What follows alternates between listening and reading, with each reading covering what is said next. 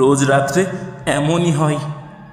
আমায় খুন করে মেরে ফেলেছে বলে আমার গতি হয়নি। কে আপনারা?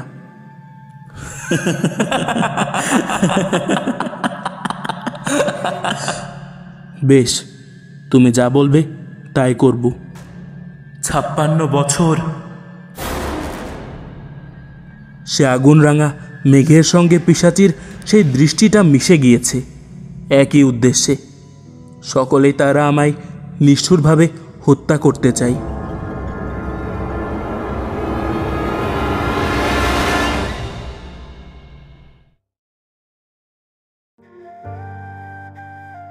আজ আমরা শুনব বাংলা সাহিত্যের অন্যতম অনন্য সাধারণ চরিত্র তারানাথ তান্ত্রিকের গল্প। এই চরিত্রটি সৃষ্টি করেছেন প্রখ্যাত সাহিত্যিক বিভূতিভূষণ বন্দ্যোপাধ্যায়। বিভূতিভূষণ বন্দ্যোপাধ্যায় 1894 সালের 12 সেপ্টেম্বর পশ্চিমবঙ্গের মুর্শিদাবাদ জেলার ঘাটশিলায় জন্মগ্রহণ করেন। তিনি বাংলা সাহিত্যে তার গভীর মানবিকতা ও প্রকৃতির প্রতি অসাধারণ ভালোবাসার জন্য বিশেষভাবে পরিচিত। তার লেখা পথের পাঁচালী, অপরাজিত এবং চাঁদের পাহাড় আজও পাঠকদের হৃদয় ছুঁয়ে যায়। তিনি 1950 সালের 1 নভেম্বর আমাদের ছেড়ে চলে যান। তবে তার সৃষ্টিগুলো তাকে অমর করে রেখেছে। আজকের গল্পে আমরা তার কাল্পনিক চরিত্র তারানাথ তান্ত্রিকের রহস্যময় জগতের সঙ্গে পরিচিত হব। তারানাথ একজন রহস্যময় তন্ত্রমন্ত্র জাদুবিদ্যায় পারদর্শী এক চরিত্র। তার গল্পগুলো আমাদের অজানা এক জগতে নিয়ে যায়, যেখানে ভৌতিক অভিজ্ঞতা, অতিপ্রাকৃত ঘটনা আর বাস্তবতার মিশ্রণে তৈরি হয় এক অনন্য পরিবেশ। তাহলে আসুন আর অপেক্ষা না করে শোনা শুরু করি বিভূতিভূষণ বন্দ্যোপাধ্যায়ের অনন্য সৃষ্টি তারানাথ তান্ত্রিকের গল্প।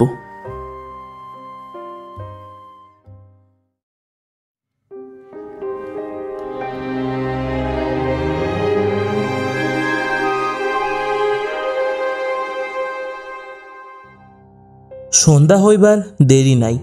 রাস্তায় পুরনো বইয়ের দোকানে বই দেখিয়া বেড়াইতেছি। এমন সময় আমার এক বন্ধু কিশোরী সেন আসিয়া বলিল, এই যে এখানে কি, চলো চলো জ্যোতিষীকে হাত দেখিয়ে আসি। তারানাথ জ্যোতিষীর নাম শোনোনি? মস্ত বড় গুণী। হাত দেখানোর ঝোঁক চিরকাল আছে। সত্যিকার ভালো জ্যোতিষী কখনো দেখি নাই। জিজ্ঞাসা করলাম, বড় জ্যোতিষী মানে কি? যা বলে তা সত্যি হয়? আমার অতীত বর্তমান বলতে পারে? ভবিষ্যতের কথা বললে বিশ্বাস হয় না। বন্ধু বলিল, চলোই না, পকেটে টাকা আছে, 2 টাকা নেবে, তোমার হাত দেখিও, দেখো না বলতে পারে কিনা। কাছে একটা গলির মধ্যে একতলা বাড়ির গায়ে টিনের সাইনবোর্ডে লেখা আছে, তারানাথ জ্যোতির্বিনোদ। এই স্থানে হাত দেখা ও কোষ্ঠী বিচার করা হয়। গ্রহশাস্ত্রের কবচ তন্ত্রোক্ত মতে প্রস্তুত করি। আসুন ও দেখিয়া বিচার করুন। বড় বড় রাজা মহারাজার প্রশংসাপত্র আছে, দর্শনী নামমাত্র। বন্ধু বলিল, এই বাড়ি। হাসিয়া বলিলাম, লোকটা বোগাস, এত রাজা মহারাজা যার ভক্ত তার এই বাড়ি। বাহিরের দরজায় কড়া নাড়িতেই ভিতর হইতে একটি ছেলে বলিয়া উঠিল, কে? কিশোরী জিজ্ঞাসা করিল, জ্যোতিষী মশাই বাড়ি আছেন? ভিতর হইতে খানিকক্ষণ কোনো উত্তর শোনা গেল না। তারপর দরজা খুলিয়া গেল। একটা ছোট ছেলে উকি মারিয়া আমাদের দিকে সন্নিগ্ধ চোখে খানিকক্ষণ চাহিয়া দেখিয়া জিজ্ঞাসা করিল, কোথা থেকে আসছেন? আমাদের আসিবার উদ্দেশ্য শুনিয়া সে আবার বাড়ির ভিতর চলিয়া গেল। কিছুক্ষণ কাহারও কোনো সাড়া শব্দ পাওয়া গেল না। আমি বললাম, ব্যাপার যা দেখছি, তোমার জ্যোতিষী পাওনাদারদের ভয়ে দিনরাত দরজা বন্ধ করে রাখে। ছেলেটাকে পাঠিয়ে দিয়েছে আমরা পাওনাদার কিনা দেখতে, এবার ডেকে নিয়ে যাবে। আমার কথাই ঠিক হইল। একটু পরেই ছেলেটি দরজা খুলিয়া বলিল, আসুন ভেতরে। ছোট্ট একটা ঘরে তক্তাপোষের উপর আমরা বসিলাম। একটু পরে ভিতরের দরজা ঠেলিয়া একজন বৃদ্ধ প্রবেশ করিল। কিশোরী উঠিয়া দাঁড়াইয়া হাত জোর করিয়া প্রণাম করিয়া বলিল, পণ্ডিত মশাই আসুন। বৃদ্ধের বয়স ৬০-৬২ বেশি হইবে না। রং টকটকে গৌরবর্ণ।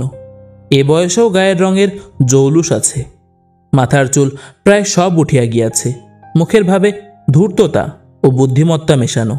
নিচের চোয়ালের গড়ন দৃঢ়তা ব্যঞ্জক। চোখ দুটি বড় বড়, উজ্জ্বল।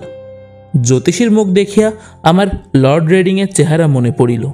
উভয় মুখাবয়বের আশ্চর্য সৌসাদৃশ্য আছে। কেবল লর্ড রেডিংয়ের মুখে আত্মপ্রত্যয়ের ভাব আরও অনেক বেশি। আর ইহার চোখের কোণের কুঞ্চিত রেখাবলীর মধ্যে একটু ভরসা হারানোর ভাব পরিস্ফুটিত। অর্থাৎ যতটা ভরসা লইয়া জীবনে নামিয়াছিলেন, এখন তাহার যেন অনেকখানি হারাইয়া গিয়াছে, এই ধরনের একটা ভাব। প্রথমে আমি হাত দেখাইলাম। বৃদ্ধ নিবিষ্ট মনে খানিকটা দেখিয়া আমার মুখের দিকে চাহিয়া বলিল, আপনার জন্মদিন 15ই শ্রাবণ, 1305 সাল, ঠিক? আপনার বিবাহ হয়েছে 1327 সাল, ওই 15ই শ্রাবণ, ঠিক? কিন্তু জন্ম মাসে বিয়ে তো হয় না। আপনার হলো কেমন করে? এরকম তো দেখিনি। কথাটা খুব ঠিক।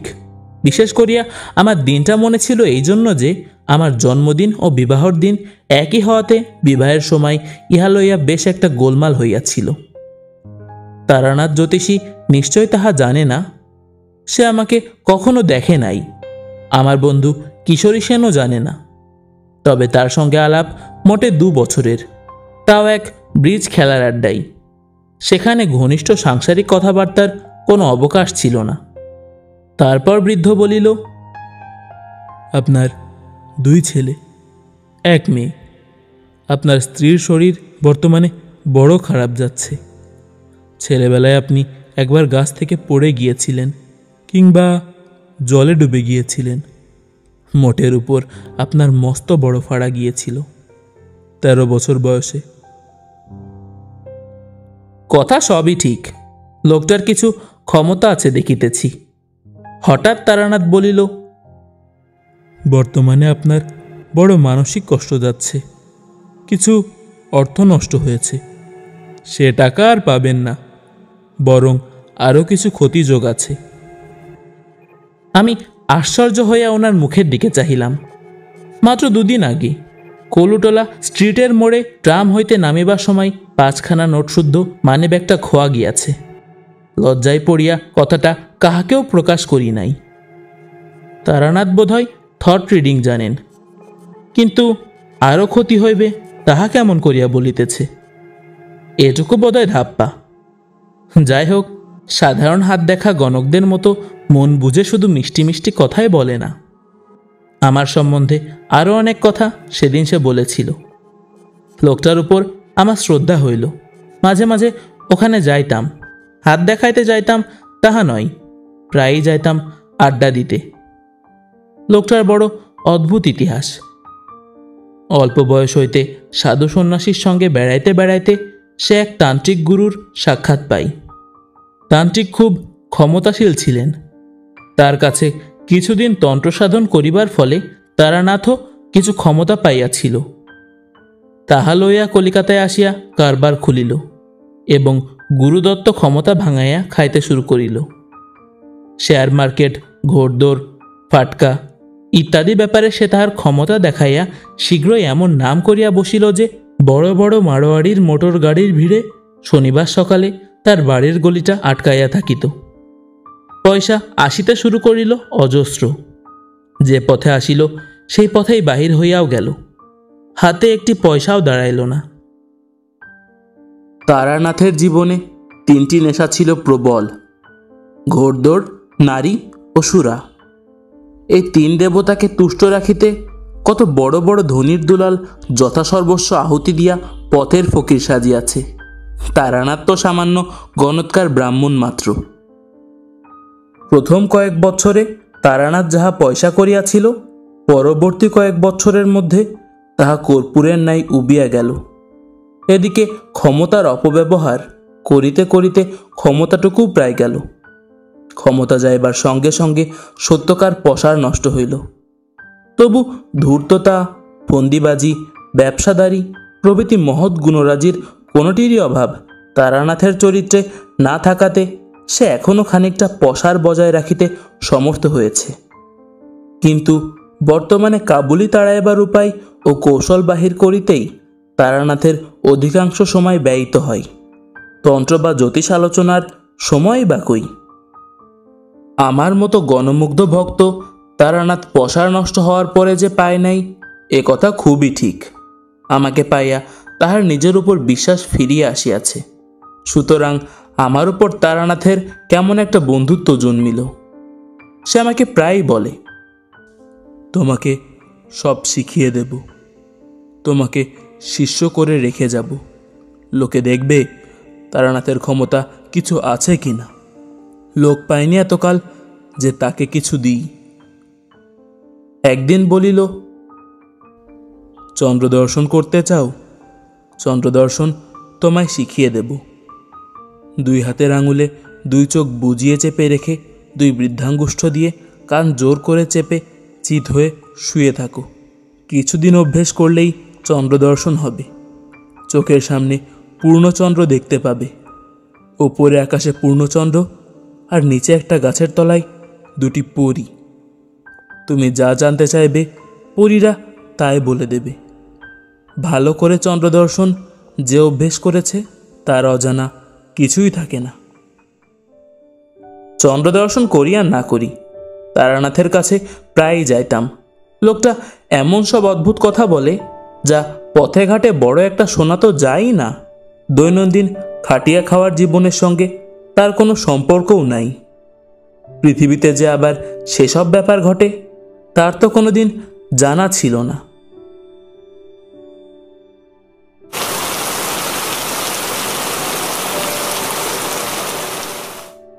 একদিন বর্ষার বিকেলবেলা তারানাথের ওখানে গিয়াছি। তারানাথ পুরাতন একখানা তুলোট কাগজের পুঁথির পাতা উল্টাইতেছে। আমাকে দেখিয়া বলিল, চলো, বেলেঘাটাতে একজন বড় সাধু এসেছেন, দেখা করে আসি। খুব ভালো তান্ত্রিক শুনেছি। তারানাথের স্বভাবই ভালো সাধু সন্ন্যাসীর সন্ধান করিয়া বেড়ানো। বিশেষ করিয়া সে সাধু যদি তান্ত্রিক হয়, তবে তারানাথ সর্বকর্ম ফেলিয়া তাহার পিছনে দিনরাত লাগিয়া থাকিবে। গেলাম বেলেঘাটা। সাধুর ক্ষমতার মধ্যে দেখিলাম তিনি আমাকে যে কোনো একটি গন্ধের নাম করিতে বলিলেন। আমি বেলফুলের নাম করিতেই তিনি বলিলেন, পকেটে রুমাল আছে? বার করে দেখো। রুমাল বার করিয়া দেখি তাহাতে বেলফুলের গন্ধ ভুর ভুর করিতেছে। আমি সাধুর নিকট হইতে 5-6 হাত দূরে বসিয়াছি এবং আমার পকেটে কেহ হাত দেয় নাই। ঘরে আমি, তারানাথ ও সাধু ছাড়া অন্য কেহই নাই। রুমালখানাতে আমার নামও লেখা আছে, সুতরাং হাত সাফাইয়ের সম্ভাবনা অদ নাই। কিছু যে আশ্চর্য না হইলাম এমন নয়, কিন্তু যদি ধরিয়াই লই সাধু বাবাজি তান্ত্রিক শক্তির সাহায্যেই আমার রুমালে গন্ধের সৃষ্টি করিয়াছেন, তবু এত কষ্ট করিয়া তন্ত্র সাধনার ফল যদি 2 পয়সার আতর তৈরি করা দাঁড়ায়, সে সাধনার আমি কোনো মূল্য দিই না। আতর তো বাজারেও কিনিতে পাওয়া যায়। ফিরিবার সময় তারানাথ বলিল, না, লোকটা নিম্ন শ্রেণীর তন্ত্র সাধনা করেছে, তারই ফলে 2-1টা সামান্য শক্তি পেয়েছে। তাই বা পায় কি করিয়া? বৈজ্ঞানিক উপায়ে কৃত্রিম আতর প্রস্তুত করিতেও তো অনেক তোড়জোড় দরকার হয়। মুহূর্তের মধ্যে একজন লোক দূর হইতে আমার রুমালে যে বেলফুলের গন্ধ চালনা করিল, তাহার পিছনে তো একটা প্রকাণ্ড বৈজ্ঞানিক অসম্ভাব্যতা রহিয়াছে। কন্ট্যাক্ট অ্যাট এ ডিস্টেন্স, এর মোটা সমস্যাটাই ওর মধ্যে জড়ানো। যদি ধরি হিপনোটিজম, সাধুর ইচ্ছাশক্তি আমার উপর ততক্ষণ কার্যকারী হইতে পারে যতক্ষণ আমি তাহার নিকট আছি। তাহার সান্নিধ্য হইতে দূরেও আমার উপর যে হিপনোটিজমের প্রভাব অক্ষুণ্ণ রহিয়াছে, সে প্রভাবের মূলে কি আছে? সেও তো আর এক গুরুতর সমস্যা হইয়া দাঁড়ায়। তারানাথের সঙ্গে তাহার বাড়ি গিয়া বসিলাম। তারানাথ বলিল, তুমি এই দেখেই দেখছি আশ্চর্য হয়ে পড়লে।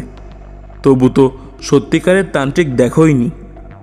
নিম্ন শ্রেণীর তন্ত্র এক ধরনের জাদু, যাকে তোমরা বলো ব্ল্যাক ম্যাজিক। এক সময়ে আমিও ও জিনিসের চর্চা যে না করেছি তা নয়। ও আতরের গন্ধ আর এমন একটা কি, এমন সব ভয়ানক ভয়ানক তান্ত্রিক দেখেছি, শুনলে পরে বিশ্বাস করবে না। একজনকে জানতুম, সে বিষ খেয়ে হজম করত। কিছুদিন আগে কলকাতায় তোমরাও এ ধরনের লোক দেখেছ। সালফিউরিক অ্যাসিড, নাইট্রিক অ্যাসিড খেয়েও বেঁচে গেল, জিভে একটু দাগও লাগলো না। এসব নিম্ন ধরনের তন্ত্রচর্চার শক্তি, ব্ল্যাক ম্যাজিক ছাড়া কিছু নয়। এর চেয়ে অদ্ভুত শক্তির তান্ত্রিক দেখেছি। কি হলো জানো? ছেলেবেলায় আমাদের দেশ বাঁকুড়াতে এক নামকরা সাধু ছিলেন। আমার এক খুড়িমা তার কাছে দীক্ষা নিয়েছিলেন। আমাদের ছেলেবেলায় আমাদের বাড়ি প্রায়ই আসতেন। তিনি আমাদের খুব ভালোবাসতেন। আমাদের বাড়ি এলেই আমাদের নিয়ে গল্প করতে বসতেন, আর আমাদের প্রায়ই বলতেন, দুই চোখের মাঝখানে ভুরুতে একটা জ্যোতি আছে, ভালো করে চেয়ে দেখিস, দেখতে পাবি। খুব এক মনে চেয়ে দেখিস। মাস 2-3 পরে আমার একদিন জ্যোতি দর্শন হলো। মনে ভাবলাম চন্দ্র দর্শনের মতো নাকি। মুখে জিজ্ঞাসা করলাম, কি ধরনের জ্যোতি? ঠিক নীল বিন্দু শিখার মতো। প্রথমে একদিন দেখলাম সন্ধ্যার কিছু আগে, বাড়ির পিছনে পেয়ারা তলায় বসে সাধুর কথা মতো নাকের উপর দিয়ে ঘণ্টাখানেক চেয়ে থাকতাম। সব দিন ঘটে উঠত না। সপ্তাহের মধ্যে 2-3 দিন বসতাম। মাস 3 পরে প্রথম জ্যোতি দর্শন হলো। নীল লিকলিকে একটা শিখা, আমার কপালের মাঝখানে ঠিক সামনে, খুব স্থির। মিনিট খানেক ছিল প্রথম দিন। এইভাবে ছেলেবেলাতেই সাধু সন্ন্যাসী ও যোগ ইত্যাদি ব্যাপারে আকৃষ্ট হয়ে পড়ি। বাড়িতে আর মন টেকে না। ঠাকুরমার বাক্স ভেঙে একদিন কিছু টাকা নিয়ে পালিয়ে গেলাম, একেবারে সোজা কাশিতে। একদিন অহল্যাবাইয়ের ঘাটে বসে আছি। সন্ধ্যা তখন উত্তীর্ণ হয়নি। মন্দিরে মন্দিরে আরতি চলছে। এমন সময় একজন লম্বা চওড়া চেহারার সাধুকে খড়ম পায়ে দিয়ে কোমণ্ডলু হাতে ঘাটের পৈঠায় নামতে দেখলাম। তার সারা দেহে এমন কিছু একটা ছিল যা আমাকে আর অন্যদিকে চোখ ফেরাতে দিল না। সাধু তো কতই দেখি, চুপ করে আছি। সাধু বাবাজি জল ভরে পৈঠা বেয়ে উঠতে উঠতে হঠাৎ আমার দিকে চেয়ে খাসা বাংলায় বললেন, বাবাজির বাড়ি কোথায়? আমি বললাম, বাঁকুড়া জেলার মালিয়াড়া রুদ্রপুর। সাধু থমকে দাঁড়ালেন, বললেন, মালিয়াড়া, রুদ্রপুর? তারপর কি যেন একটা ভাবলেন। খুব অল্পক্ষণ যেন অন্যমনস্ক হয়ে গেলেন। তারপর বললেন, রুদ্রপুরের রামরূপ সান্যালের নাম শুনেছ? তাদের বংশে এখন কে আছে জানো? আমাদের গ্রামে সান্যালেরা একসময় খুব অবস্থাপন্ন ছিল। খুব বড় বাড়িঘর, দরজায় হাতি বাঁধা থাকতো শুনেছি, কিন্তু এখন তাদের অবস্থা খুব খারাপ। কিন্তু রামরূপ সান্যালের নাম তো কখনো শুনিনি। সন্ন্যাসীকে সসম্ভ্রমে সে কথা বলতে তিনি হেসে বললেন, তোমার বয়স আর কতটুকু, তুমি জানবে কি করে? খেয়াঘাটের কাছে শিব মন্দিরটা আছে তো? খেয়াঘাট? রুদ্রপুরে নদীই নেই, মজে গিয়েছে কোনকালে। এখন তার উপর দিয়ে মানুষ গরু হেঁটে চলে যায়। তবু পুরনো নদীর খাতের ধারে একটা বহু প্রাচীন জীর্ণ শিব মন্দির জঙ্গলাবৃত হয়ে পড়ে আছে বটে। শুনেছি সান্যালদেরই কোন পূর্বপুরুষ ওই শিব মন্দির প্রতিষ্ঠা করেন। কিন্তু এসব কথা ইনি কি করে জানলেন? বিস্ময়ের সুরে বললাম, আপনি আমাদের গায়ের কথা জানেন দেখছি। সন্ন্যাসী মৃদু হাসলেন। এমন হাসি শুধু স্নেহময় বৃদ্ধ পিতামহের মুখে দেখা যায়, তার অতি তরুণ অবোধপুত্রের কোনো ছেলে মানুষই কথার জন্য। সত্যি বলছি, সে হাসির স্মৃতি আমি এখনো ভুলতে পারিনি। খুব উঁচু না হলেও অমন হাসি মানুষ আসতে পারে না। তারপর খুব শান্ত, সস্নেহে কৌতুকের স্বরে বললেন, বাড়ি থেকে বেরিয়েছিস কেন? ধর্মকর্ম করবি বলে? আমি কিছু উত্তর দেবার আগেই তিনি আবার বললেন, বাড়ি ফিরে যা, সংসার ধর্ম কিছু করগে যা, এ পথ তোর নয়, আমার কথা শোন। বললাম, এমন নিষ্ঠুর কথা বলবেন না, কিছু হবে না কেন? আমার সংসারে মন নেই, সংসার ছেড়ে এসেছি। তিনি হেসে বললেন, ওর নাম সংসার ছাড়া নয়, সংসার তুই ছাড়িসনি, ছাড়তেও পারবি নি। তুই ছেলে মানুষ, নির্বোধ, কিছু বোঝবার বয়স হয়নি। যা বাড়ি যা, মা বাপের মনে কষ্ট দিসনি। কথা শেষ করে তিনি চলে যাচ্ছেন দেখে আমি বললুম, কিন্তু আমাদের গায়ের কথা কি করে জানলেন, বলবেন না?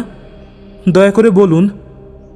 তিনি কোনো কথার উত্তর না দিয়ে জোরে জোরে পা ফেলে চলতে লাগলেন। আমিও নাছোড়বান্দা হয়ে তার পিছু নিলাম। খানিক দূরে গিয়ে তিনি আমাকে দাঁড়িয়ে বললেন, কেন আসছিস? আপনাকে ছাড়ব না, আমি কিছু চাইনি, আপনার সঙ্গ চাই। তিনি সস্নেহে বললেন,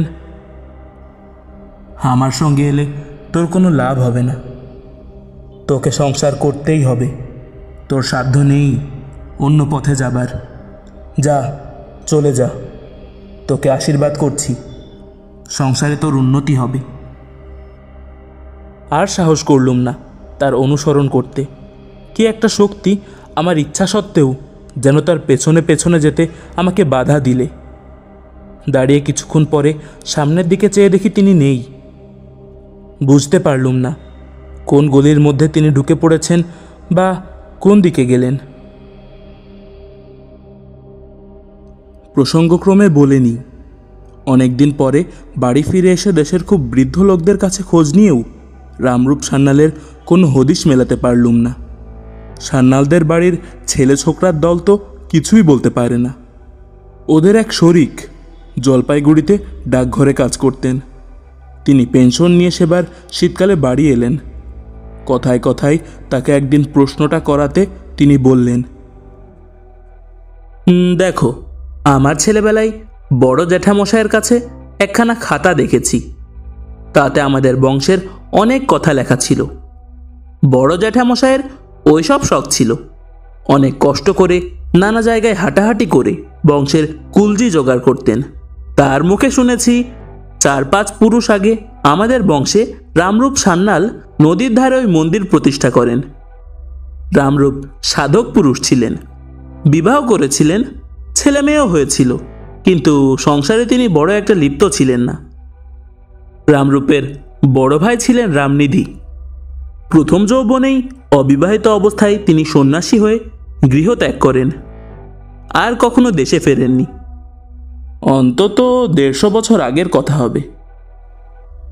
জিজ্ঞাসা করলুম, ওই শিব মন্দিরটা ওরকম মাঠের মধ্যে বেখাপ্পা জায়গায় কেন?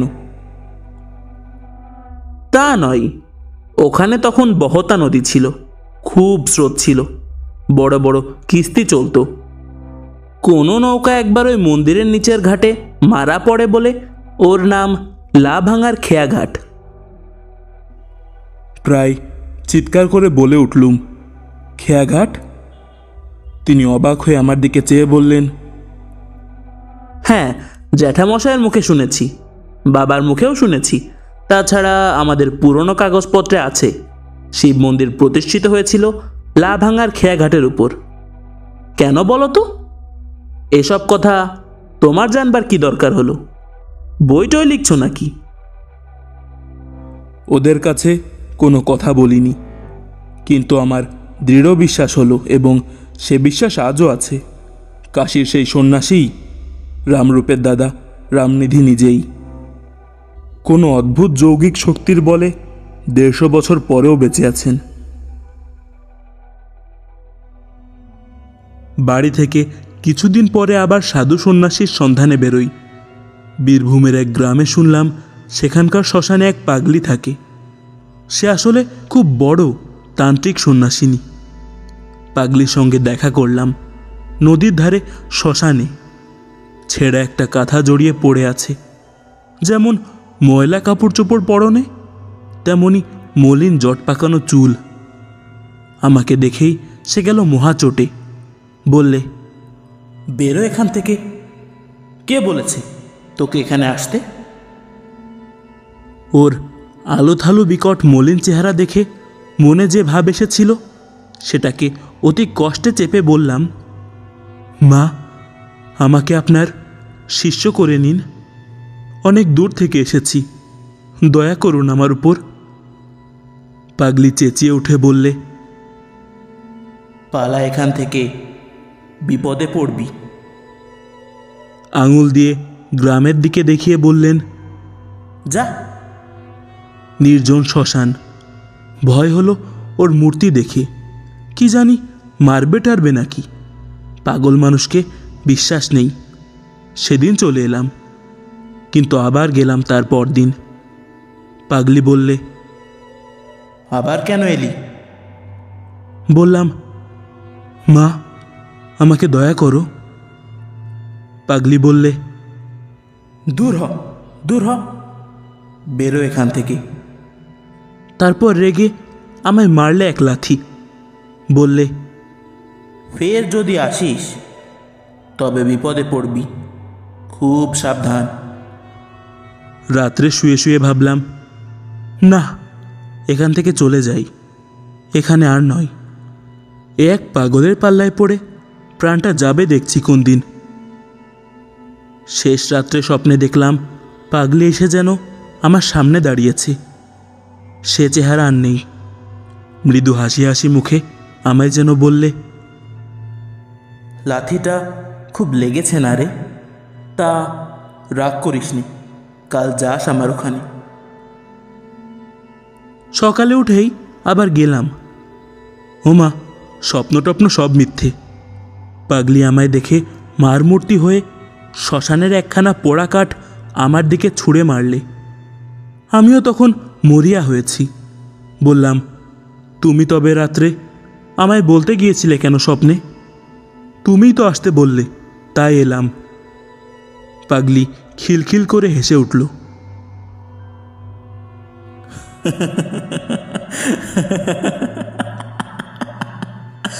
তোকে বলতে গিয়েছিলাম স্বপ্নে, তোর মুন্ডু চিবিয়ে খেতে গিয়েছিলাম।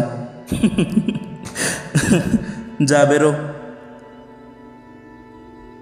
কেন জানি না, এই পাগলি আমাকে অদ্ভুতভাবে আকৃষ্ট করেছে। তা আমি বুঝলাম তখনই সেখানে দাঁড়িয়ে। এ যতই আমাকে বাইরে তাড়িয়ে দেবার ভান করুক, আমার মনে হলো ভেতরে ভেতরে এ আমায় এক অজ্ঞাত শক্তির বলে টানছে। হঠাৎ সে বললে, বস এখানে। আঙুল তুলে দেখিয়ে দিলে। তার আঙুল তুলে দেখিয়ে দেবার ভঙ্গিটা যেন খুব রাজা জমিদারের ঘরের কর্ত্রীর মতো। কাজেই বসতে হলো। সে বললে, কেন এখানে সে বিরক্ত করিস বলতো? তোর দ্বারা কি হবে? কিছুই হবে না। তোর সংসারে এখনো পুরো ভোগ রয়েছে। আমি চুপ করেই থাকি। খানিকটা বাদে পাগলি বললে, আচ্ছা, কিছু খাবি? আমার এখানে যখন এসছিস, তার উপর আবার বামুন, তখন কিছু খাওয়ানো দরকার। বল, কি খাবি? পাগলির শক্তি কতদূর দেখবার জন্য বড় কৌতূহল হলো। এর আগে লোকের মুখে শুনে এসেছি, যা চাওয়া যায় সাধু সন্ন্যাসীরা এনে দিতে পারে। কলকাতার গন্ধ বাবাজির কাছে খানিকটা যদিও দেখেছি, সে আমার ততটা আশ্চর্য বলে মনে হয়নি। বললাম, খাবো অমৃতি জিলাপি, ক্ষীরের বরফি আর মর্তমান কলা। পাগলি এক আশ্চর্য ব্যাপার করলে। শ্মশানের কতগুলো পোড়া কয়লা পাশেই পড়েছিল। হাতে তুলে নিয়ে বললে, এই নে, খা, ক্ষীরের বরফি। আমি তো অবাক। ইতস্তত করছি দেখে সে পাগলের মতো খিলখিল করে কি এরক রকম হাসি হেসে বলল, খা খা, ক্ষীরের বরফি খা। আমার মনে হলো এ তো দেখছি পুরো পাগল, কোনো কাণ্ড জ্ঞান নেই। এর কথাই মরা পোড়ানো কয়লা মুখে দেব? ছি ছি। কিন্তু আমার তখন আর ফেরবার পথ নেই, অনেক দূরে গিয়েছি। দিলাম সেই কয়লা মুখে পুরে, যা থাকে কপালে। পরক্ষণেই থুথু করে সেই বিশ্রী বিস্বাদ চিতার কয়লার টুকরো মুখ থেকে বার করে দিলুম। পাগলি আবার খিলখিল করে উঠল।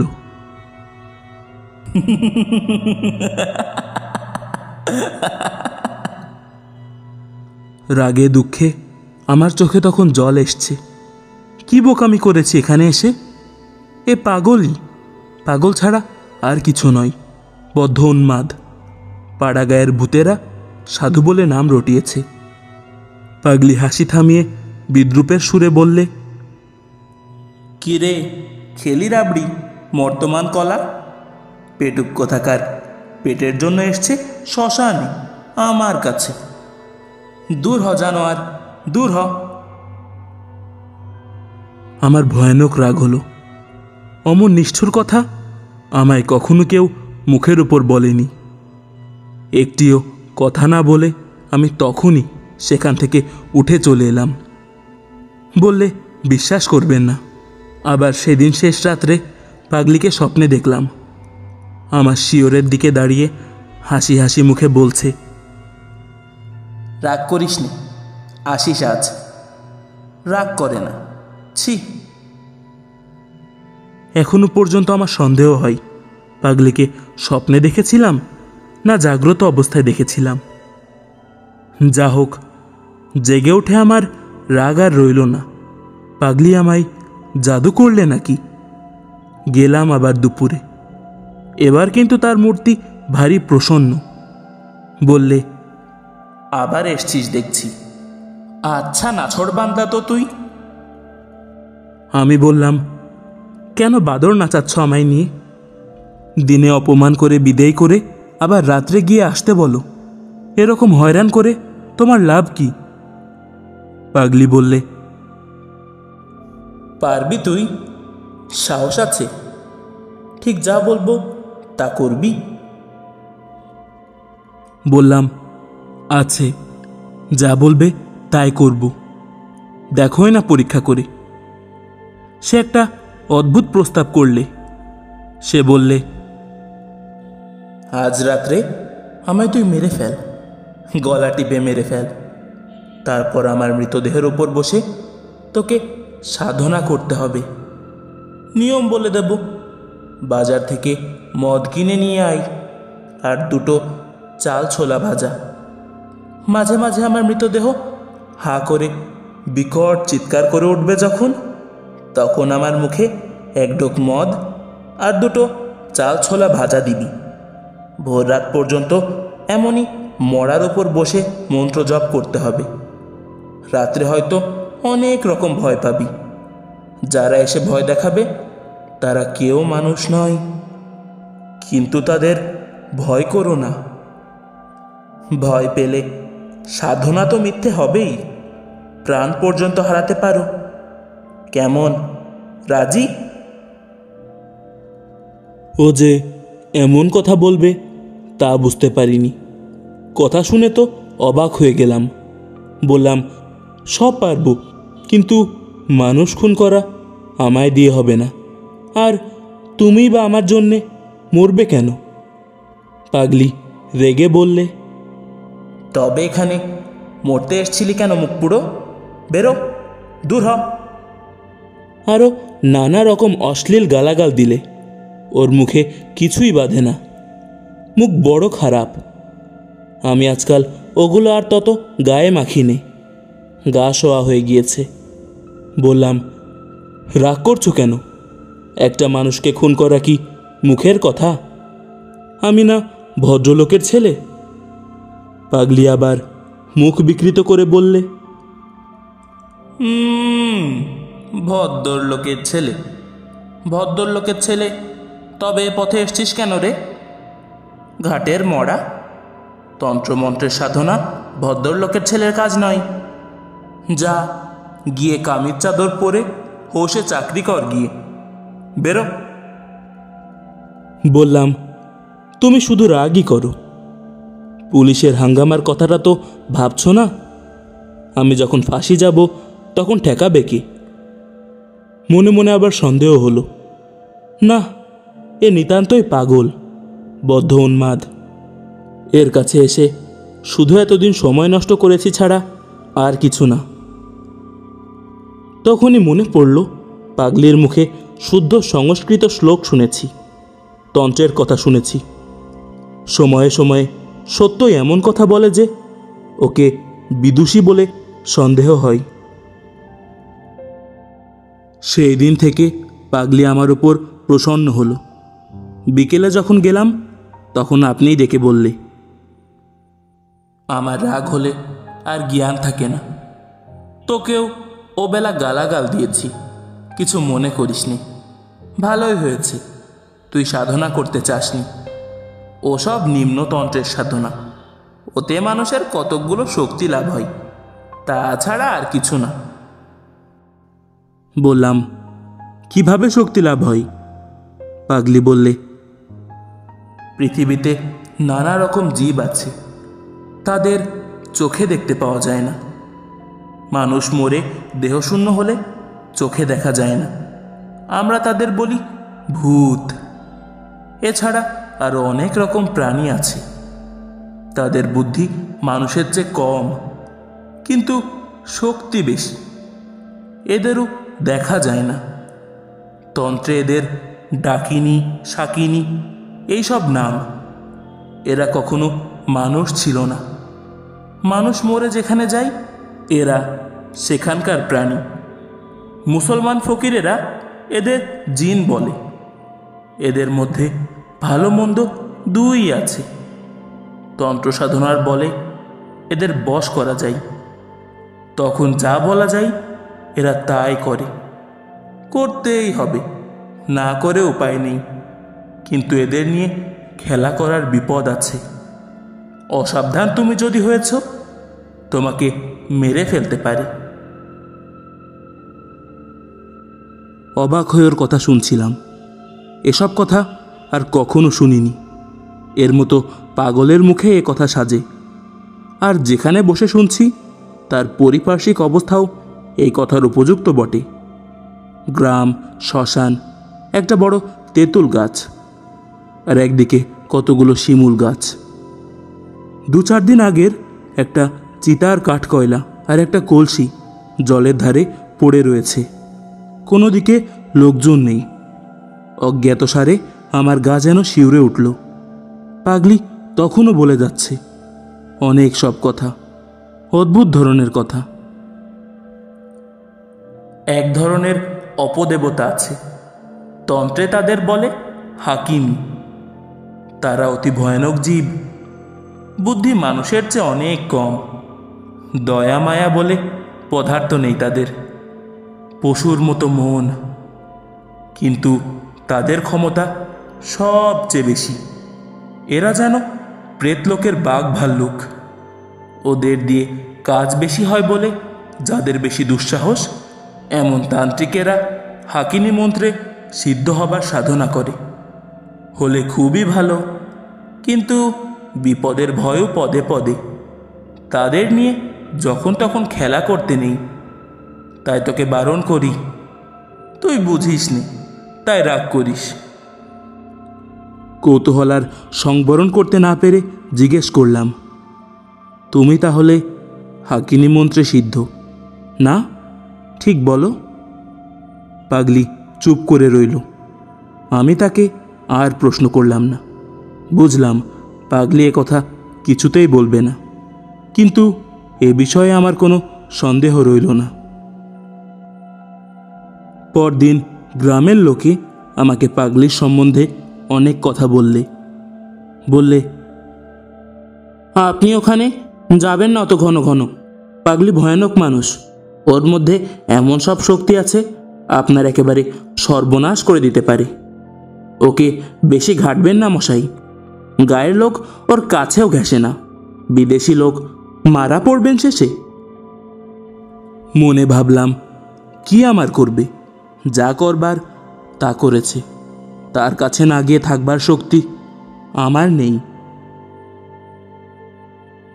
তারপরে একদিন যা হলো তা বিশ্বাস করবেন না।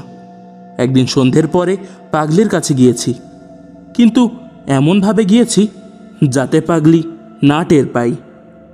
পাগলির সেই বটতলায় গিয়ে হঠাৎ অবাক হয়ে দাঁড়িয়ে রইলাম।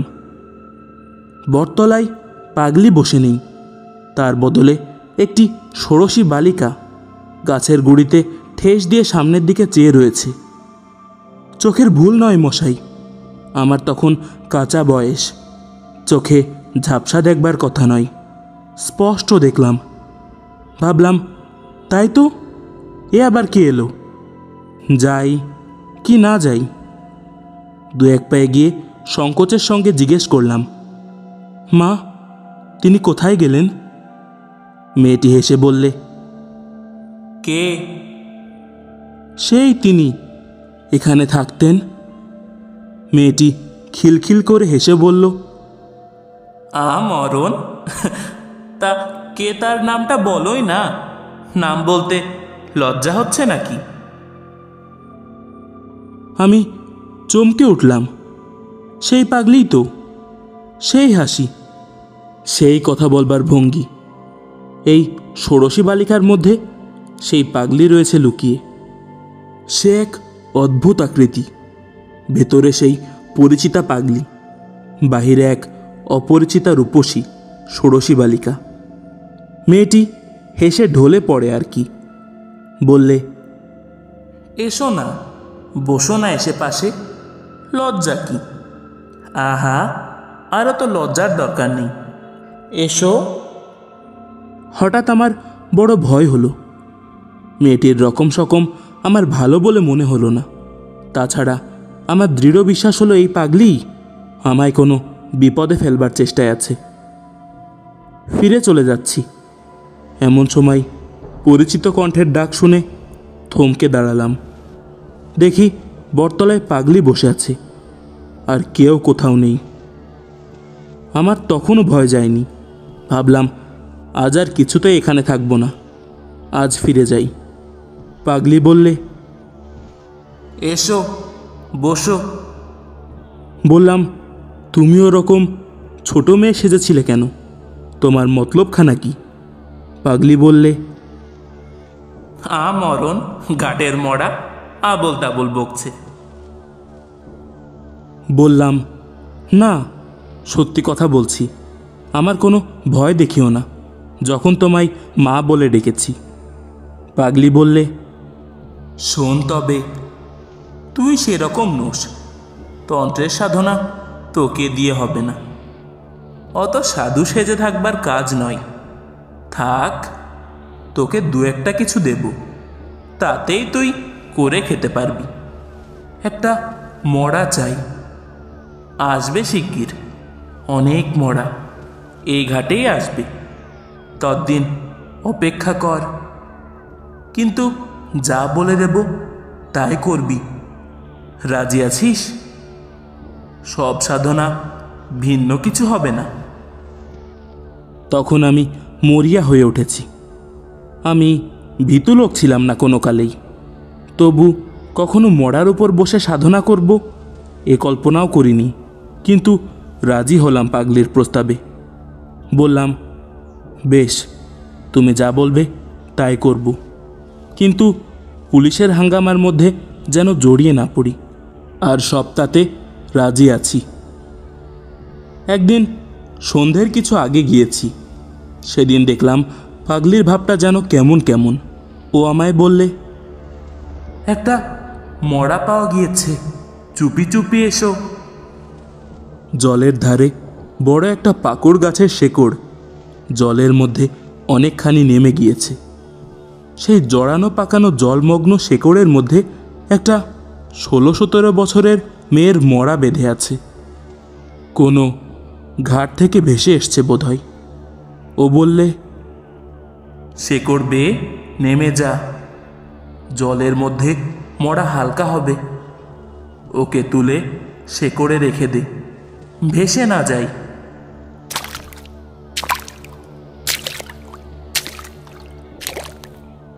তখন কি করছি জ্ঞান ছিল না। মরার পরনে তখনও কাপড়, সেই কাপড় জড়িয়ে গিয়েছে শেকড়ের মধ্যে। আমাকে বিশেষ বেগ পেতে হলো না, অল্প চেষ্টাতেই সেটা টেনে তুলে ফেললাম।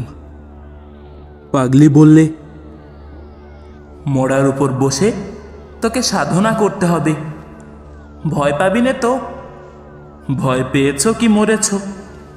আমি হঠাৎ আশ্চর্য হয়ে চিৎকার করে উঠলাম। মরার মুখ তখন আমার নজরে পড়েছে। সেদিনকার সেই ষোড়শী বালিকা, অবিকল সেই মুখ, সেই চোখ, কোনো তফাৎ নেই। পাগলি বললে, চেঁচিয়ে মরছিস কেন? ও আপদ। আমার মাথার মধ্যে কেমন গোলমাল হয়ে গিয়েছে তখন।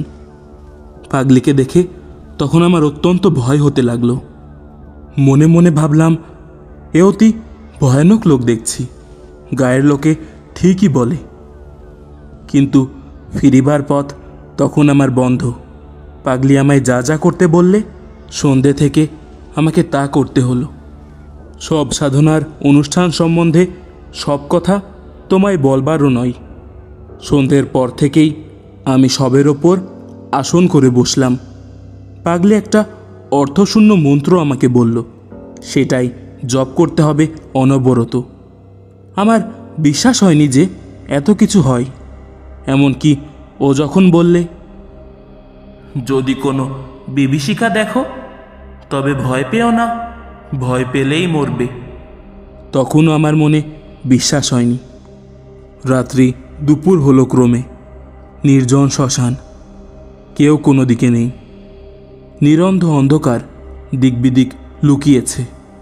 পাগলি যে কোথায় গেল তাও আমি আর দেখিনি।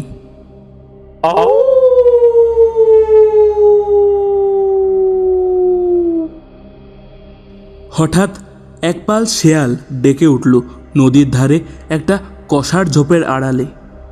শেয়ালের ডাক তো কতই শুনি, কিন্তু সেই ভয়ানক শ্মশানে একটা টাটকা মরার উপর বসে সেই শেয়ালের ডাকে আমার সর্বাঙ্গ শিউরে উঠল। ঠিক সঙ্গে সঙ্গে আরেকটি ব্যাপার ঘটল। বিশ্বাস করা না করা তোমার ইচ্ছে, কিন্তু তোমার কাছে মিথ্যে বলে কোনো স্বার্থ নেই। আমি তারানাথ জ্যোতিষী, বুঝি কেবল পয়সা। তুমি আমাকে 1 পয়সা দেবে না, সুতরাং তোমার কাছে মিথ্যে বলতে যাব কেন?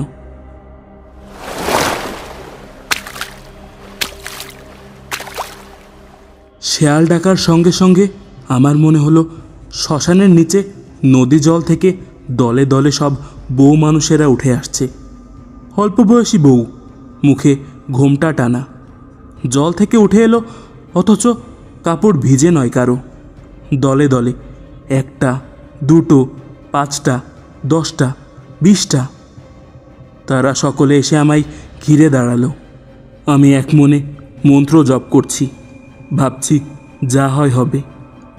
একটু পরে ভালো করে চাইতে গিয়ে দেখি আমার চারপাশে একটাও বউ নয়, সব কররা পাখি। বীরভূমে নদীর চরে যথেষ্ট হয়। 2 পায়ে গম্ভীরভাবে হাঁটে, ঠিক যেন মানুষের মতো। এক মুহূর্তে মনটা হালকা হয়ে গেল। তাই বলো, হরি হরি পাখি। চিন্তাটা আমার সম্পূর্ণ শেষ হয়নি। পরক্ষণে আমার চারপাশে মেয়ে গলায় কারা খলখল করে হেসে উঠল।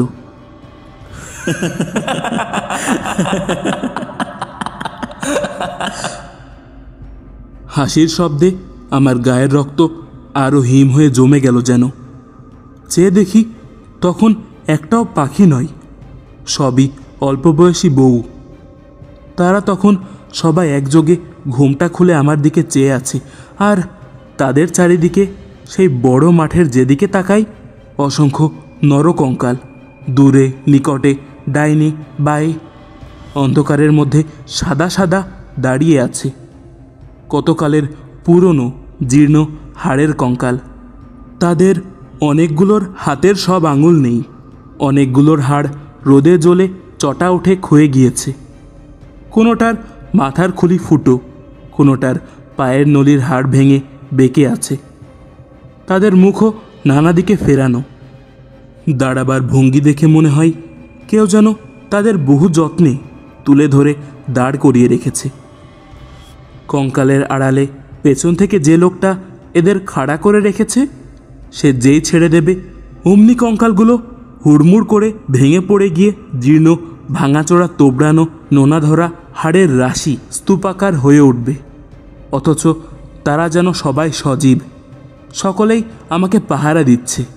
আমি যেন প্রাণ নিয়ে এ শ্মশান থেকে পালাতে না পারি। হাড়ের হাত বাড়িয়ে একযোগে সবাই যেন আমার গলা টিপে মারবার অপেক্ষায় আছে।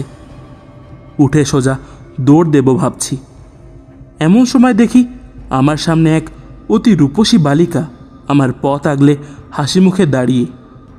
এ আবার কে?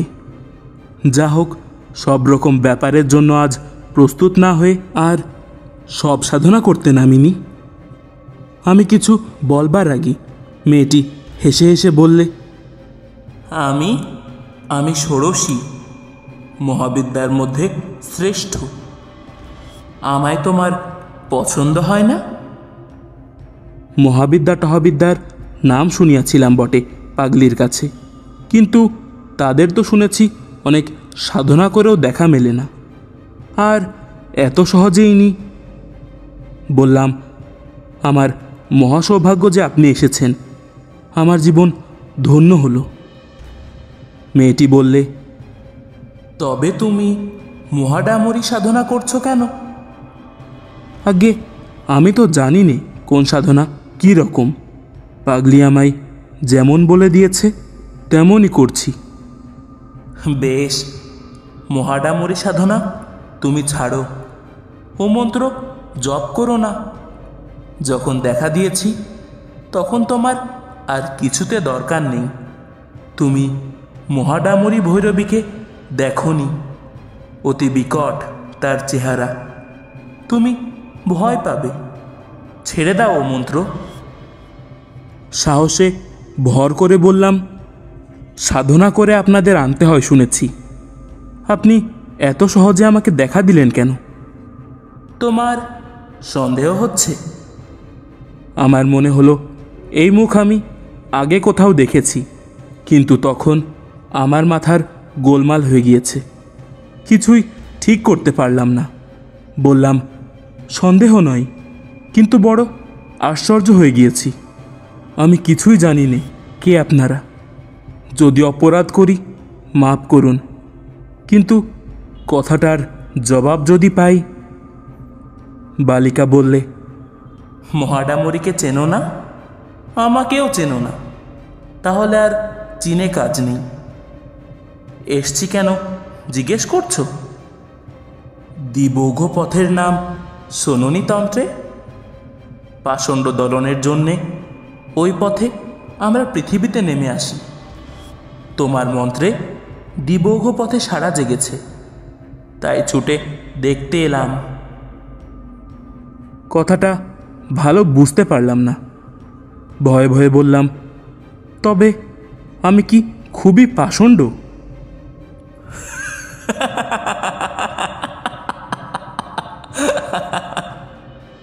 বালিকা খিলখিল করে হেসে উঠল, বললে, তোমার বেলা এসছি সম্প্রদায় রক্ষার জন্যে, অত ভয় কিসের?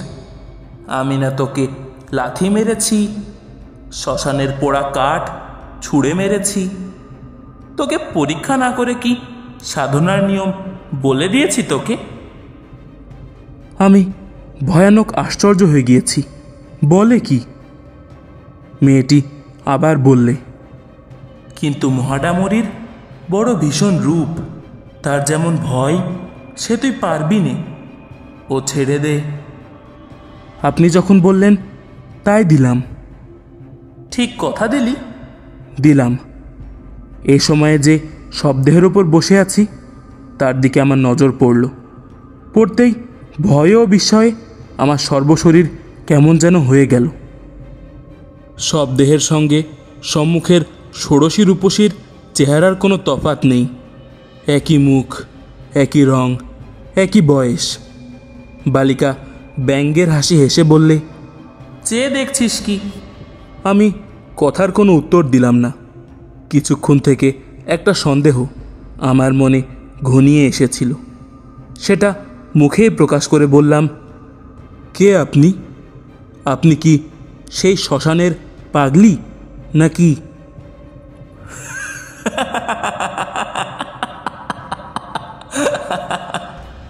একটা বিকট বিদ্রূপের হাসিতে রাত্রির অন্ধকার চিরে ফেড়ে চৌচির হয়ে গেল।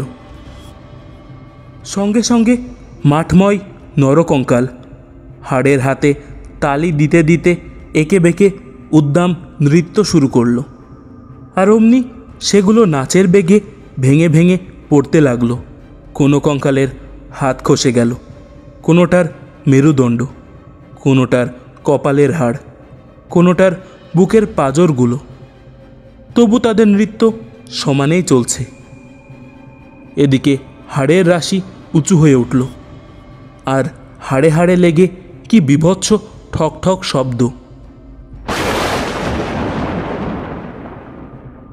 হঠাৎ আকাশের এক প্রান্ত যেন জড়িয়ে গুটিয়ে গেল কাগজের মতো, আর সেই ছিদ্রপথে যেন এক বিকট মূর্তি নারী উন্মাদিনীর মতো আলো থালো বেশে নেমে আসছে দেখলাম।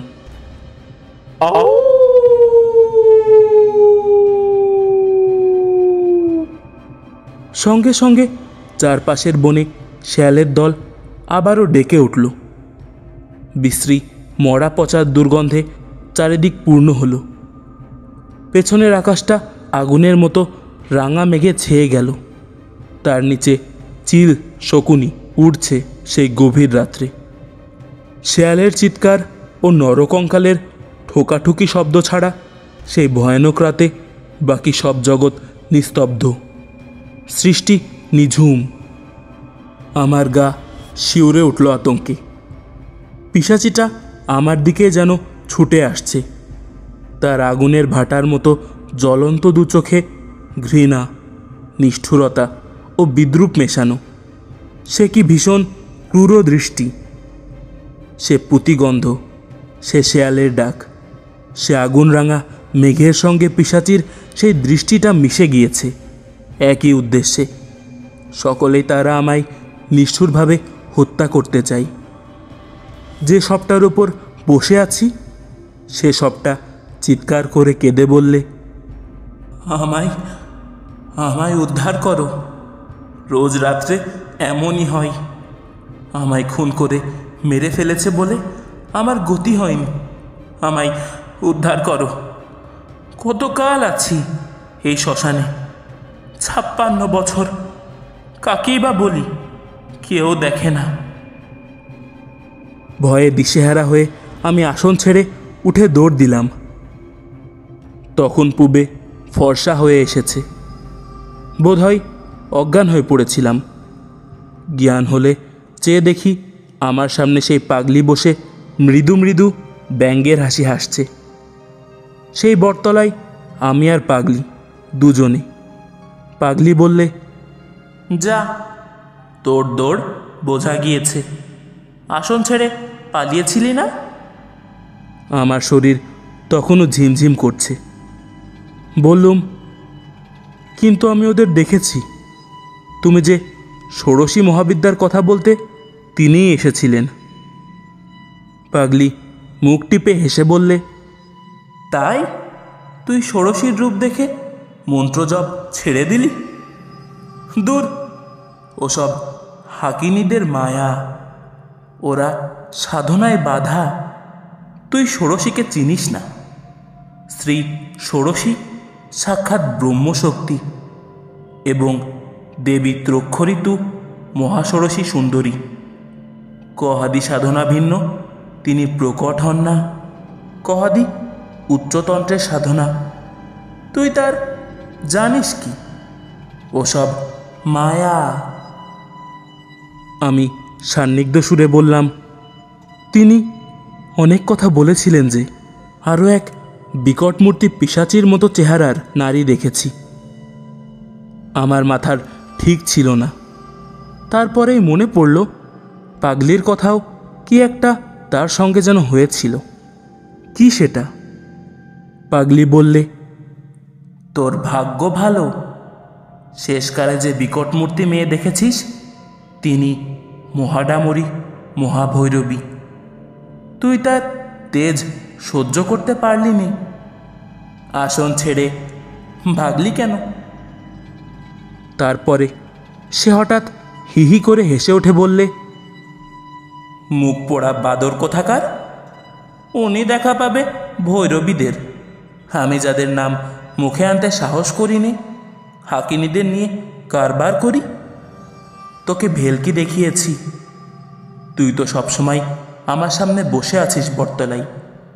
কোথায় গিয়েছিলি তুই? সকাল কোথায়? এখন যে সারা রাত সাধনা করে আসন ছেড়ে এলি। এই তো সবে সন্ধে। হ্যাঁ, আমার চমক ভাঙল। পাগলি কি ভয়ানক লোক! সত্যিই তো সবে মাত্র সন্ধ্যা হয়। আমার সব কথা মনে পড়ল। এসছি ঠিক বিকেলে 6টায়, আষাঢ় মাসের দীর্ঘ বেলা। মরা ডাঙায় তোলা সব সাধনা, নরকঙ্কাল, ষোড়শী, উড়ন্ত চিলশকুনির ঝাঁক, সব আমার ভ্রম। হতভম্বের মতো বললাম, কেন এমন ভোলালে আর মিথ্যে এত ভয় দেখালে? পাগলি বললে, তোকে বাজিয়ে নিচ্ছিলাম। তোর মধ্যে সে জিনিস নেই। তোর কর্ম নয়, তন্ত্রের সাধনা। তুই আর কোনোদিন এখানে আসবার চেষ্টা করবি নি, এলেও আর দেখা পাবি নি। বললাম, একটা কথার শুধু উত্তর দাও। তুমি তো অসাধারণ শক্তি ধরো, তুমি ভেলকি নিয়ে থাকো কেন? উচ্চতন্ত্রের সাধনা করো না কেন? পাগলি এবার একটু গম্ভীর হলো। বললে, তুই সে বুঝবি নে। মহাষোড়শী, মহাডামরী, ত্রিপুরা এরা মহাবিদ্যা, ব্রহ্মশক্তির নারী রূপ। এদের সাধনা এক জন্মে হয় না। আমার পূর্বজন্ম এমনই কেটেছে, এ জন্মও গেল। গুরুর দেখা পেলাম না। যা তুই ভাগ, তোর সঙ্গে এসব বকে কি করব? তোকে কিছু শক্তি দিলাম, তবে রাখতে পারবি না বেশি দিন। যা, পালা। চলে এলাম। সে আজ 40 বছরের কথা। আর যায়নি, ভয়েই যায়নি। পাগলির দেখাও পায়নি আর কোনো দিন। তখন আমি চিনতাম না, বয়স ছিল কম। এখন আমার মনে হয় যে পাগলি সাধারণ মানবী নয়, সংসারের কেউ ছিল না। লোকচক্ষুর আড়ালে থাকবার জন্যে পাগল সেজে কেন যে চিরজন্ম শ্মশানে মশানে ঘুরে বেড়াতো, তুমি আমি সামান্য মানুষ, তার কি বুঝবে? যাক সেসব কথা। শক্তি পাগলি দিয়েছিল, কিন্তু রাখতে পারিনি। ঠিকই বলেছিল, আমার মনে অর্থের লালসা ছিল, তাতেই গেল। কেবল চন্দ্রদর্শন এখনও করতে পারি। তুমি চন্দ্রদর্শন করতে চাও? এসো, চিনিয়ে দেব 2 হাতের বুড়ো আঙুল দিয়ে। আমি দেখিলাম তারানাথের বুকুনি থামবে না যতক্ষণ এখানে আছি। উঠিয়া পড়িলাম। বেলা 12টা বাজে। আপাতত চন্দ্রদর্শন অপেক্ষা গুরুতর কাজ বাকি। তারানাথের কথা বিশ্বাস করিয়াছি কিনা জিজ্ঞাসা করিতেছেন? ইহার আমি কোনো জবাব দিব না।